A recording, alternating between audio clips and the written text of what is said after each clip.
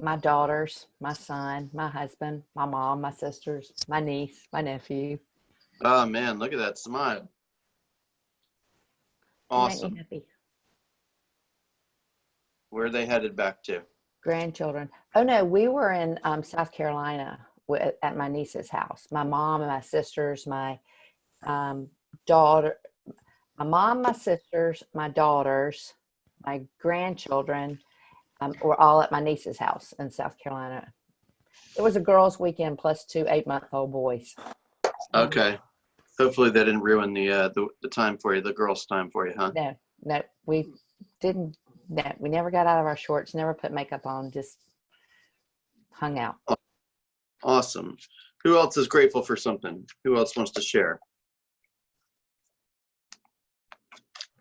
I actually have my grandbabies here this weekend. I have two twin boys, 2 years old. So our house has been crazy all weekend. That's awesome. And I'm very grateful for them. Okay. And no one's working themselves instead of being with the family, right?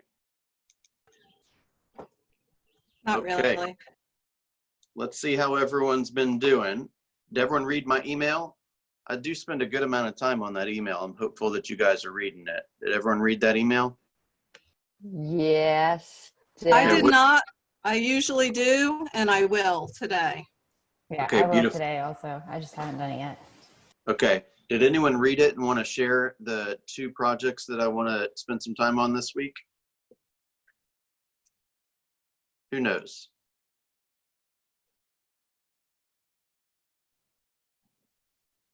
How many I people? didn't get that. I was just proud of myself for getting my numbers in before 8:30 today. Okay, I appreciate that. Let's give some attention to that. So you had one listing appointment. They did not sign though, right? Are they gonna sign? I'm not sure I'm going to list that property. Oh, wait, you might go on an appointment and choose not to work with the person? Correct. Tell me a little bit more about that, please. They're not realistic, and they're not realistic in the price.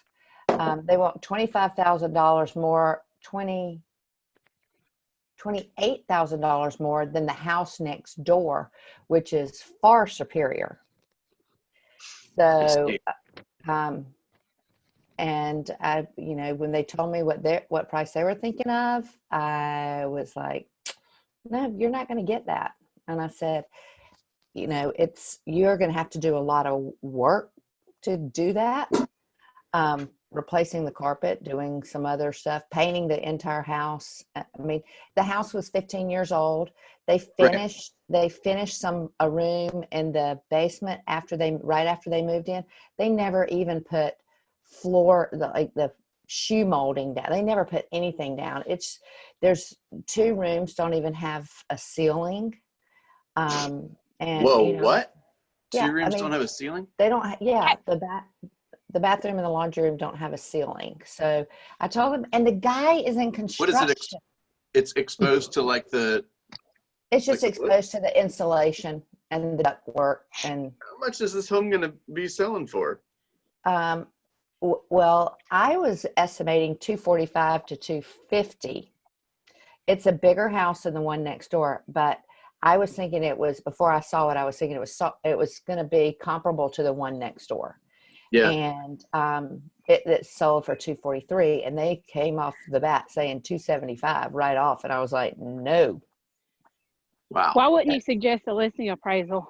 Would they be open to that? Probably not. And this is a guy, like his brain is not working as you would expect a regular human's brain to work. He believes he can sell a home without a ceiling. So like that's a pretty clear indication that this guy is not working with a full deck here.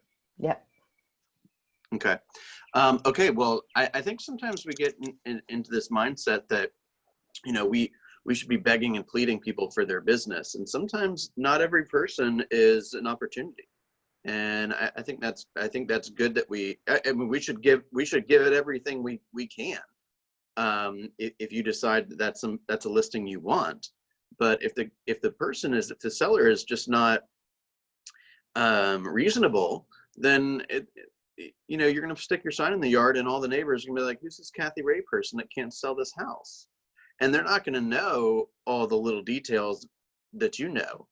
They're just going to look on the outside and say, okay, well, this agent can't sell a piece of property, period.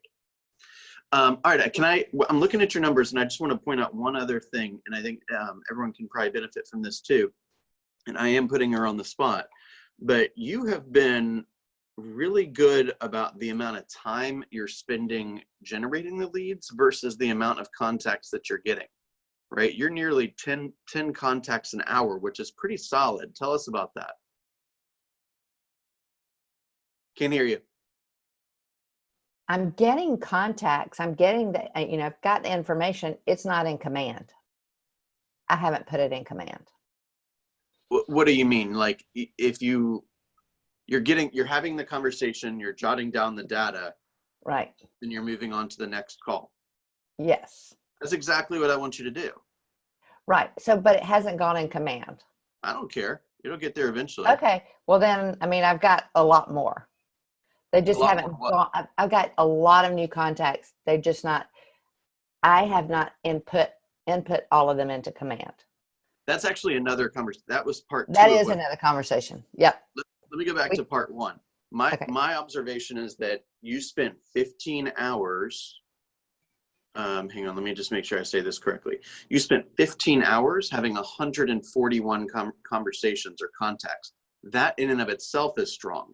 Right. So how are you controlling the number of people or the amount of time you're on the phone with each person? Because I'm looking at a lot of others' results, and I'm not seeing that type of turnaround a lot. Okay. So some of us are having 3-4 conversations an hour, and I don't blame you. That's why we're not able to spend that much time generating leads, or that's why we don't come close to the goal. So when my appointments, I only, that spreadsheet, I set appointments, but an appointment may be set out for 2 weeks. That's fine. It's a set appointment. Okay. So if it's not gone on, it's scheduled, but it hasn't been gone on yet. So that's a third conversation. So that's where I see the difference between, let's say, 3 set and 2 held. Right.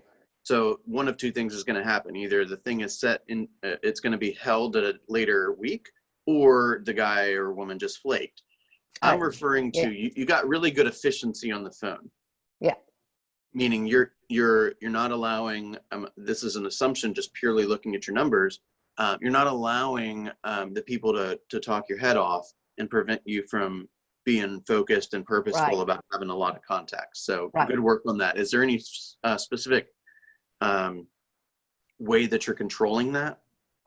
Well, it's the script, and I just kind of wrap it up quickly. And mostly what I've been calling recently was calling around looking for people wanting to sell their home, because I had buyers that wanted to buy in a specific area.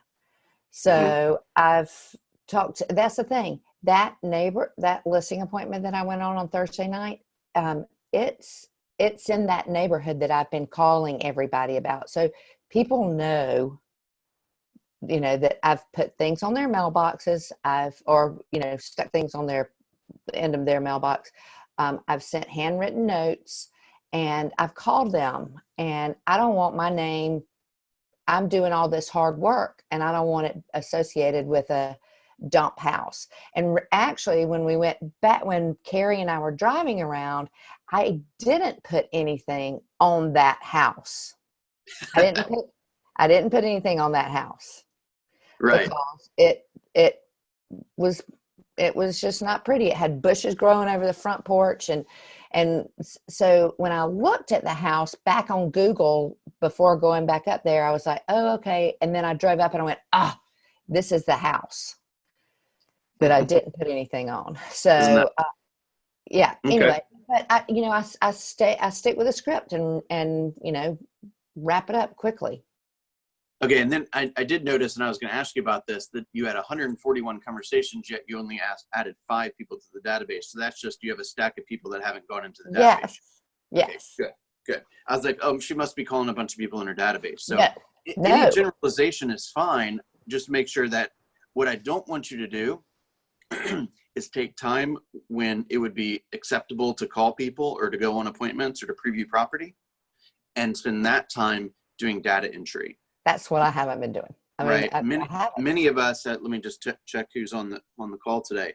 So every single person on the call today is a solo agent.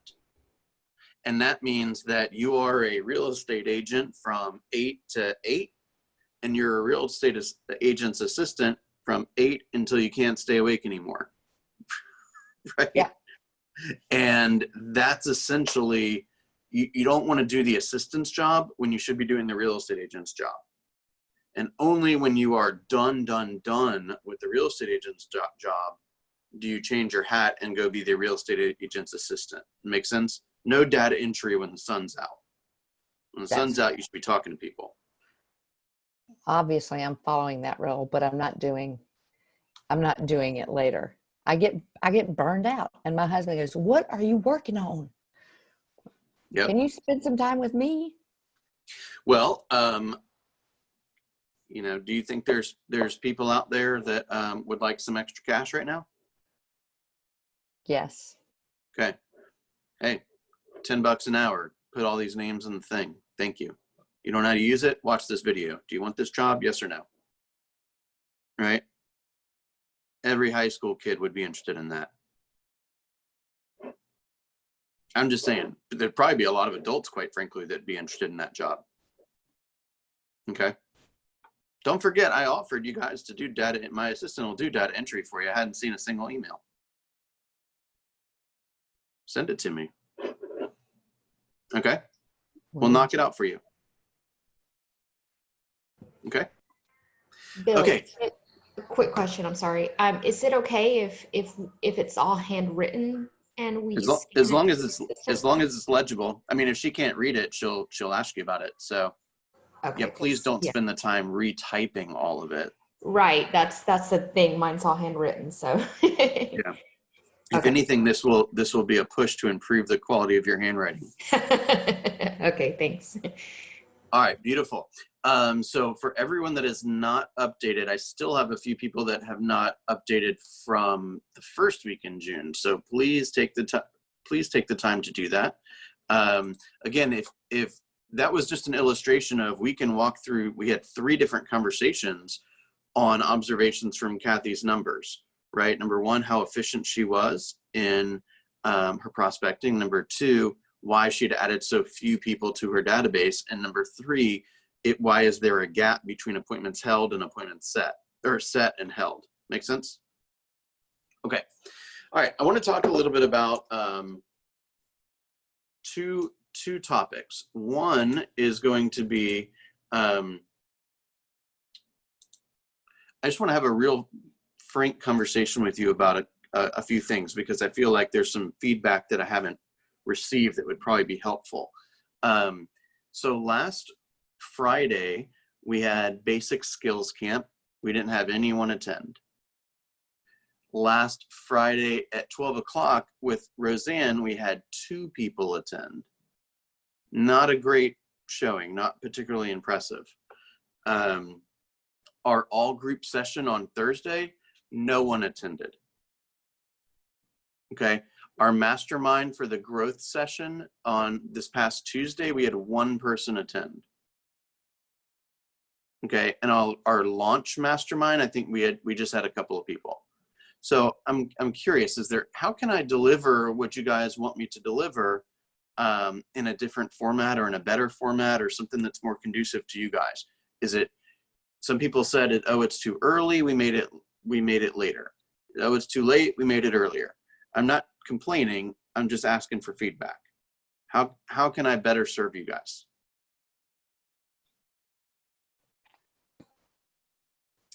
I struggle with the afternoons, because that's like, my morning is my time in, lead generating. And then the afternoons are I'm out and about. Okay. So I really, and Friday, I meant to tell you, I wasn't going to be there for Roseanne's thing because I was doing my family time. Yeah. No, I'm not suggesting that you give up everything to be on these calls. Right. I'm not suggesting that at all. I'm just curious, like, is it the wrong sessions? Is it the wrong times? Is it something different? Any other feedback would be helpful. Every other week is harder for me. I have my girls every other week. So things tend to come up when they're here more often, and I don't want to use that as an excuse, but that's something that I deal with.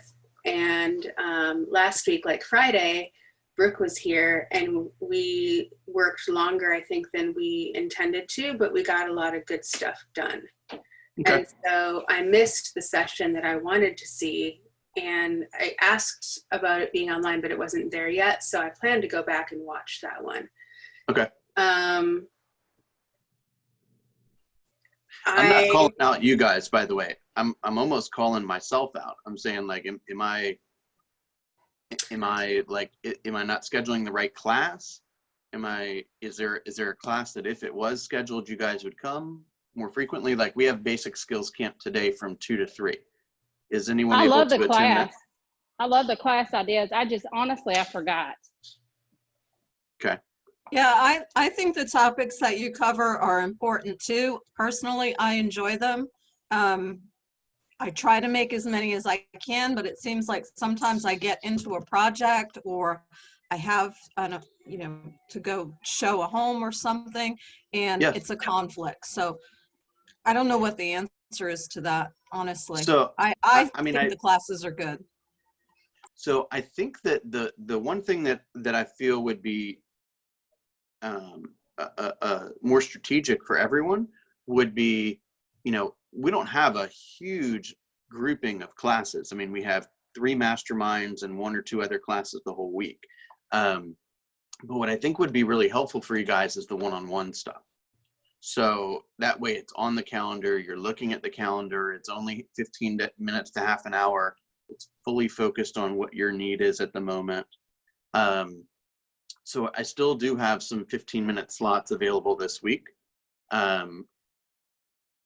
I can post, let's say, from 3 o'clock to 4 o'clock on Wednesday. I'm wide open.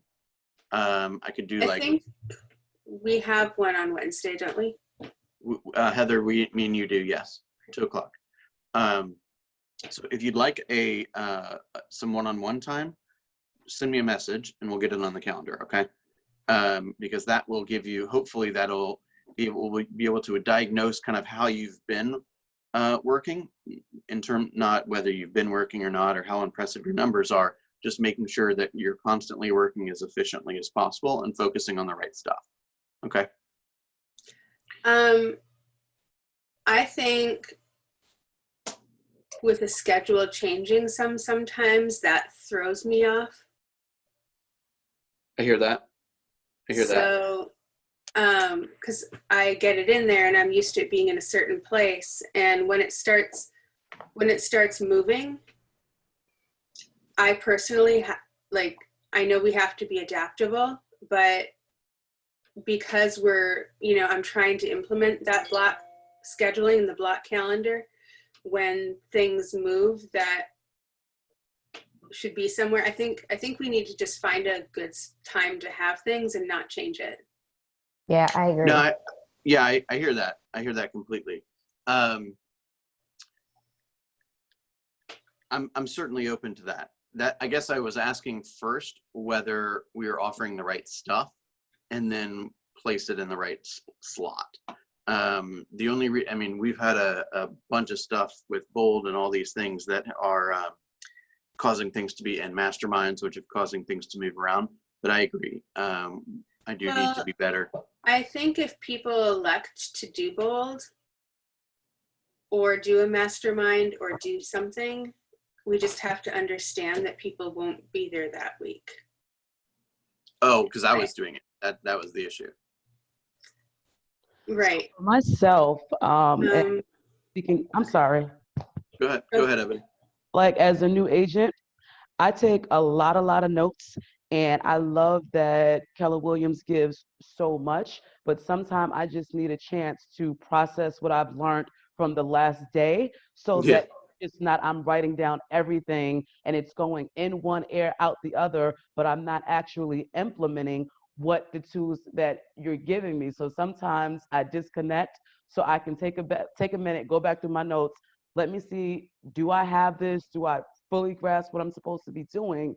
And then I try to move forward, because if I keep going, it's a non-cipher divine. Like I'm gonna get nowhere, and I'm gonna have like 5 notebooks full of stuff.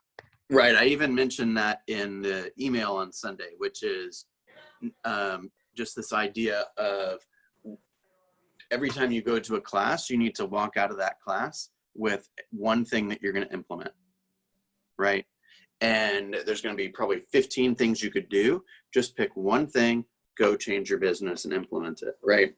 Otherwise, if you just go and you don't do anything about it, or you just go to the next class and take a bunch of notes like you're suggesting, Ebony, I get it, I've been there before, then it's just kind of entertainment, right? And so sometimes we have to look at all of the training options we have over the course of a week and say, hey, these are the 2 I'm going to do, and the rest of the time I'm going to be building my business. I get that completely.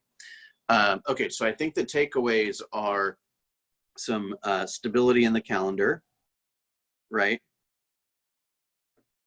And movement towards more one-on-one material or one-on-one sessions. Is that right? Is that a good summary of your feedback? Well, for me personally, maybe the one-on-one sessions are fine for a review for you, but I think there are things that come up that I run into that I think other people would benefit from, other new agents. So having the opportunity to share it in a group session, like basic skills, I like that idea. And I learn from others who run into things or who do different things. So I find value in the group session. I do too. Yeah, Good. same. I feel like Oh that no, was- I'm not suggesting canceling the group session. In a perfect world, this is what it would look like. We have once a week, we have the launch group, where as many people that are in launch are there, and we're talking about the topics that are most relevant to you guys. We're kind of battling between how much do we go preview the market, how much do we spend building our database, how much do we spend learning command, and how do we deal with all the contracts and all the stuff that was being thrown at us. In the growth group, where agents kind of have a grip on that stuff, we're looking for things like, how do we get more strategic with our marketing? How do we get more strategic with our follow-up? How do we build better systems? How do we take more listings, right? How do we use technology better? How do we hire? Those kind of concepts. When we're all together, we're spending most of our time dealing with a learning nugget of the moment, celebrating successes, and dealing with challenges, right? And on the one-on-ones, we are focused strictly on how your numbers are either working or not working, right? And so we would have, that was a discussion that we would have privately, Kathy and I, for example, to say, hey, I'm looking at your numbers and I see you had 141 contacts, yet you only added 5 to your database. Let's talk about that, right? And then she would say, hey, I don't have time to put the stuff in my computer. And I'd say, let's talk about hiring, right? You see, so we can take this, we can improve what we're not monitoring or what we're not tracking. Okay, this is all great. Donna, we have basic skills camp from 2 to 3 today. Anyone that wants to come on. We'll teach you whatever you need to learn about, okay? There's 2 topics that I want to 2 objectives that I want to focus on this week. One is I'm going to ask that everyone make it a priority to share your mobile app with 25 people this week. Okay, that's a play I want to run this week. Okay, so you have all week to do it. Think about how it's going to get done. And we can brainstorm on the morning sessions or in the other classes, privately, whatever you want to do. But I want to make sure that, remember, when somebody downloads a Keller Williams agent's mobile app, it's not that it's really challenging to remove one agent and do a different one. It's just that most consumers aren't going to do that. So once you have them in your ecosystem, they're probably going to stay there, right? And they're not going to be, they're probably not going to switch agents on their app, okay? It's just too much of a hassle to do. So I want to make sure this is you ever heard of the phrase a land grab? We're in the land grab right now, right? We want to get as many people into our ecosystem as possible. So I'm going to ask that you add 25 people to your, share your mobile app with 25 people, okay? There's lots and lots of videos on In Command with Sam, on KW Connect, on how to do so, and tips and strategies for how agents have done that, okay? The other thing I want you guys to focus on this week is, I said drop off 25 short CMAs this week. Take the community that you've been researching. So we've been talking about selecting communities or kind of narrowing down communities. It could be a community of, like Kathy suggested, somebody that she wants, or a community that she wants to farm, right? She wants a listing in this particular community. And so she's been making she's been doing drop-offs and she's been doing phone calls and these kind of things. So she's trying to penetrate that community. So take the community that you've been researching, log into designs, and create a one sheet with recent community sales and area stats, right? There's plenty of templates and designs for that. And design, I just picked design so it's all integrated into the command system and it's nice and modern looking and colorful. And drag in some statistics about the recent sales. So it could be you pick the most recent 4 or 5 sales or 2 or 3 sales, and you attach your business card to it and you just drop it right off on their front door or in their mailbox or something. Not in their mailbox, I think that's illegal. On their front step, okay? And it should also have a call to action. Should have a call to action, something to the effect of, you know, interest rates are at an all-time low. Something to the effect of like, you know, are you thinking about selling? Or contact me immediately for a custom evaluation of your property, right? Something that you can offer them that is purely a value add that they could take advantage of, and that might begin the courtship. Okay, I said do 25 of those. That I think is probably once you do the legwork of like creating the call to action and creating the template or the design, the way it's going to look, then you can just switch a neighborhood, pull in 2 other sales stats, and boom, you can go drop it off at the next neighborhood too. So that could be a really cool way for you guys to start penetrating neighborhoods and for you to get out and start to meet some people that might be interested in selling their properties. Okay. Can you tell me quickly what the difference is between the CMA and then the custom valuation? What would the difference be? What would the custom valuation have in it that the CMA has? There's really no difference other than the fact that a CMA is, like if you were to do a CMA for the neighborhood, right, then it would be very generalized, right? So without seeing the interior of their home and like what improvements they've made or how new the, you know, appliances are and how new the carpet is and what shape the home's in and that kind of thing, that it wouldn't go that detailed. If you were to go into somebody's house because they said, oh my gosh, this Donna woman, she wants to tell me how much my home is worth, let's invite her into the home so she can look it over, then that's going to be a bit more specific and it's going to be more geared towards their what you might market that property for, what you believe the fair market value is. Okay. I just want to take a moment to applaud you guys. I only got responses back from 4, 5, 6, 7, 8, 9, 10 people who participated in Bold 100. I believe there was more. But those 10 people, we contacted 433 people. Okay, we added 75 people to our database, although Kathy's running behind. We have 12 new buyers, 5 new sellers, one of which is a $1.7 million listing from Julian. Okay, 4 potential agents that we're courting, okay, for profit share. And we had 3 really solid vendor referrals one of which is going to allow one of our agents to host like like some seminars or get access to them to help with a charity drive and these kind of things too. If you were to take the average commission, which I'm just going to say is around $12,000, okay, in our office, it's just a hair above 400,000 right now, which is, by the way, an all-time high. That would be one day of lead generation could create $204,000 of income, of gross commission income for us. Okay, so I just want to, I'm not suggesting we do a bold 100 every day, but when you get focused and you tell yourself you have a goal and you get purposeful about accomplishing that goal, you inevitably get appointments. And we've seen that from people that are not used to getting appointments or getting appointments, people that are not used to booking appointments are booking appointments, and people who are normally putting up, 4, 5, 6 contacts a day, when they put up 18, 19, 20, the results look different, right? Remember what we said yesterday, a normal person cannot have abnormal results, right? If you want abnormal results, you got to do something that the average Joe isn't going to do. Okay. So just a quick reminder of our calendar. Today, from 1 o'clock to 2 o'clock, I'll be teaching the 10 steps to 6 figures. From 2 o'clock to 3 o'clock will be the basic skills camp. Okay.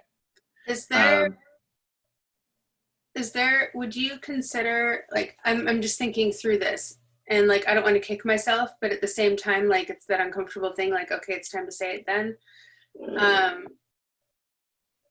What if we set up as a group, like a monthly bold or a quarterly bold 100?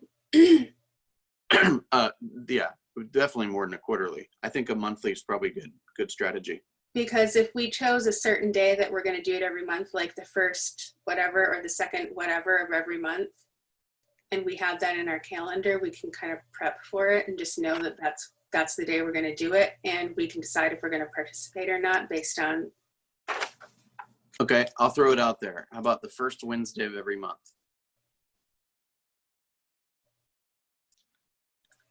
Kathy. First Wednesday of every month, does anyone absolutely know that's not going to work? Let's just knock it out. Let's go get ourselves a bunch of opportunities for the month. Start on a good note. First Wednesday of every month, unless I hear objections. That will be July the 1st. July the 1st. Let's see what I've got going on the calendar. I've got a little task force call, but I can, no big deal. I'll take an hour off and do that. I'll start early. Everyone cool with that? No. Why not, Kathy? It was exhausting. I like to whine for a couple of days. It was exhausting. But I'm in. So. Okay. That's why I was saying I'm going to kick myself for saying this, but. Yeah, I'm with you too. Hey guys, it's I know it's a lot. I know it's exhausting. I'm glad. I mean, that's why I don't want to do it every week. And hey, no one got in trouble for not hitting 100, right? We're trying to stretch the band, right? If you're used to doing 15 and you do 35 and you get an extra 2 appointments, oh my gosh, you start thinking differently about everything, right? So this is just an opportunity to support those that are focused on having a more productive day than normal. Okay. All right. Beautiful. Any other questions right now? Okay, guys. Peggy Connors, by the way, is going to be our guest speaker for Friday from 12 to 1. So please do your best to make her feel welcome. And she, by the way, she's only been in the business like somewhere between 4 and 5 years. She's the top agent in Country Club of the South. She did around 10 million, a little less than 10 million, I believe, last year, between 9 and 10 million. I don't believe she's ever called an expired or a for sale by owner or knocked on a door. So there are ways to build very successful, very large businesses without those techniques. And that's going to be some of the topics she's going to discuss on Friday. Okay. All right. Y'all have a wonderful day. Remember, the end of the day between 3 and 4 o'clock on Tuesday. I'm sorry, let me double check this. I'm on the wrong week. Okay. The end of the week. I'm sorry, between 3 and 4 o'clock on Wednesday, Thursday, and Friday. So 3 to 3:15, 3:15 to 3:30. I can do all 4 slots right now, Wednesday, Thursday, and Friday. So tell me when you want to meet, and we'll keep making individual progress too, okay? Just send me a message. You all have a great day. See you soon. Thanks. Bye. Bye. Hmm?